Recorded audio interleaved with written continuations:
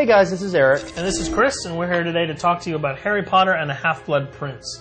This is the sixth book and the sixth film in the Harry Potter franchise, and follows Harry's attempts to retrieve an obscure memory from Hogwarts' newest professor, Professor Slughorn. The film also focuses on the changing and evolving relationships of the main characters, and takes an especially romantic inclination.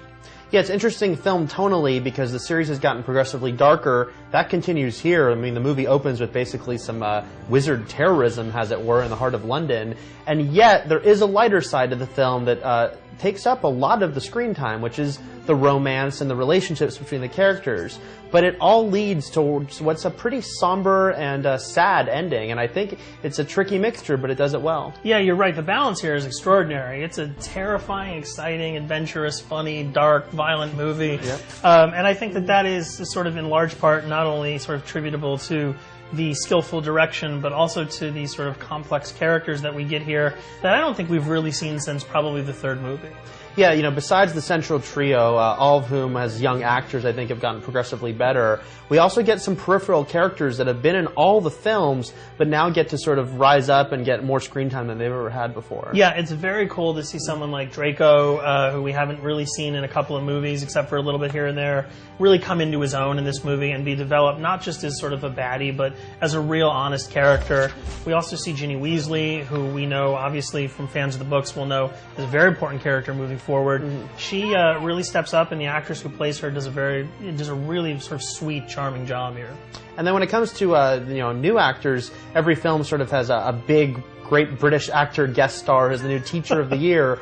And this time it's Jim Broadbent as Slughorn, and he really is excellent. He has a lot of very funny material throughout the film, but he also has some really nice, poignant material later on in the movie, and I think he just nails every scene he's in. Yeah, I think out of all the cameos, his might potentially be the best so far, and we still have to see sort of what they do with the next two movies. But certainly he sort of nails the funny and the dramatic so well, and he's such a major portion of why I enjoyed this movie. Now, I'm a huge fan of the books. I've read them multiple times. Has an adaptation. I was very happy with this film. They have to cut a lot from these movies, especially as the books got longer.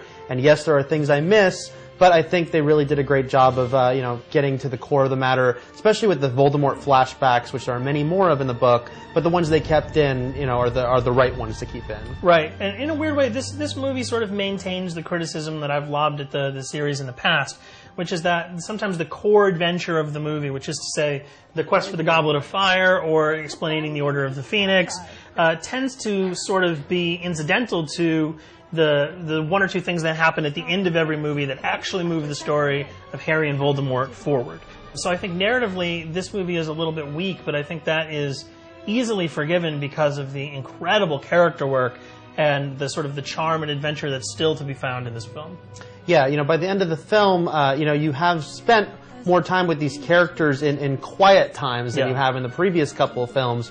But the great thing is you enjoy spending that time with them because they're very well done characters, they're very well acted, and so it's just an enjoyable experience to spend that time with them. Right. Now, I didn't do the official review of the film. Chris did. What are you giving it? We're going to give it 4 stars out of 5, 8 out of 10.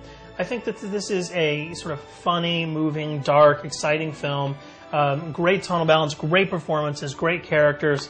And I think people are really, really going to be sort of thrilled by it when they see it in theaters. I think it's easily, if not the best of the series so far, I would say second to something like Azkaban. Yeah, I loved it. Even more so than Chris. I probably would have given it about 4.5 stars.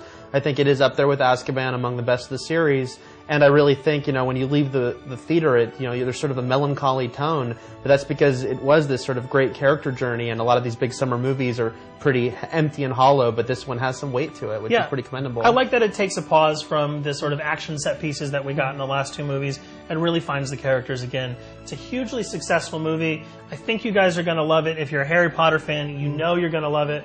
So go check it out and check back with IGN at movies.ign.com for more.